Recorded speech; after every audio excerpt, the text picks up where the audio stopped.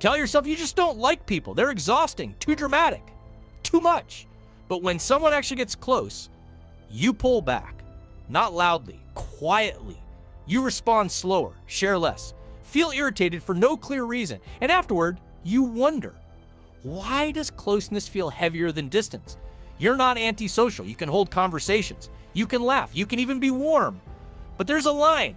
And once someone steps past it, asks something personal, texts too consistently, shows too much interest, something inside you tightens. You feel watched, expected, obligated. You start noticing small flaws. You feel the urge to withdraw. And then you tell yourself, I just need space. Maybe you do. But the pattern repeats. New connection, initial comfort, then distance. In relationships, you become independent. In friendships, you're hard to read. In group settings, you're present but not exposed. Psychologically, this often connects to avoidant attachment patterns. Not because you don't care, but because your nervous system associates closeness with loss of control, or vulnerability, or pressure. You value autonomy deeply. But sometimes, that autonomy feels like isolation. And the quiet question underneath it all is, why does being needed feel unsafe? You're not cold, you're cautious. At some point, emotional openness costs you something. Maybe subtle criticism, maybe betrayal, maybe unpredictability. Your brain learned a rule: closeness equals exposure. And exposure once meant pain.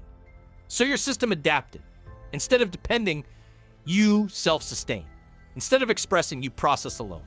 Instead of leaning in, you step back. This isn't a flaw, it's a survival strategy. The problem is, strategies built for past environments don't always update automatically.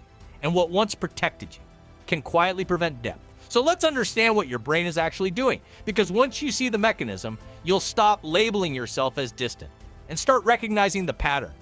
Your brain has one primary goal in relationships: predictability.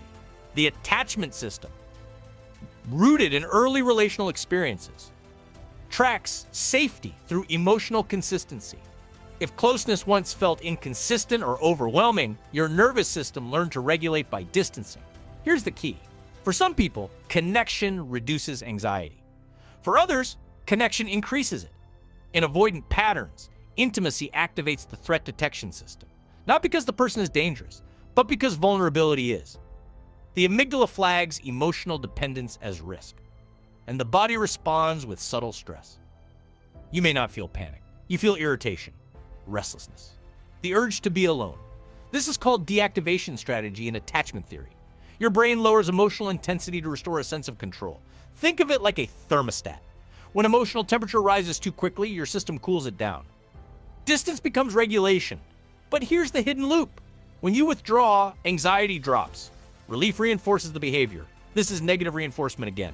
Closeness, discomfort, distance, relief. Relief strengthens distance.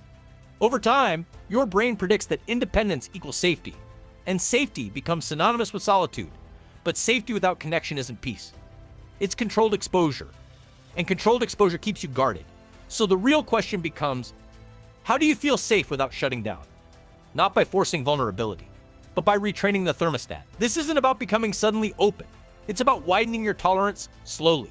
Here are 4 principles. Each one works with your nervous system, not against it.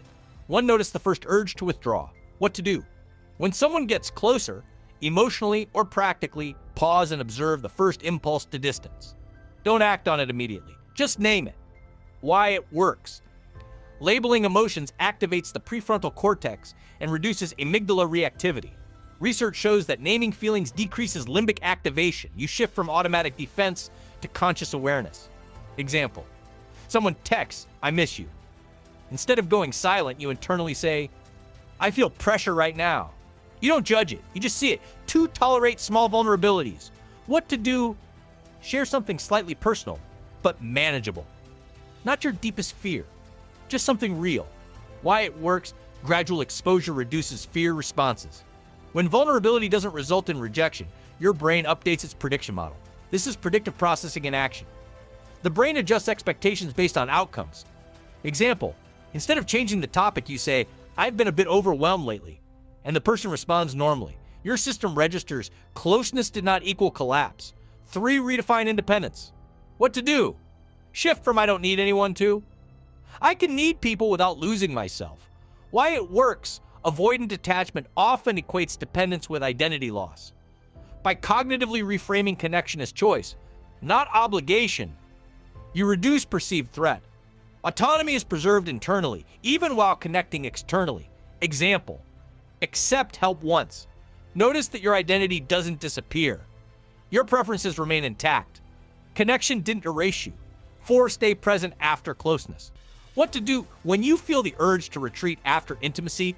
Delay the withdrawal by a small amount, not forever, just a little. Why it works. Your nervous system expects relief from distance. By staying present, you allow the anxiety curve to peak and fall naturally. This retrains the stress response. Anxiety is time-limited if not reinforced. Example, after a deep conversation, instead of emotionally shutting down the next day, you send a normal message. You stay engaged. The world doesn't feel heavier.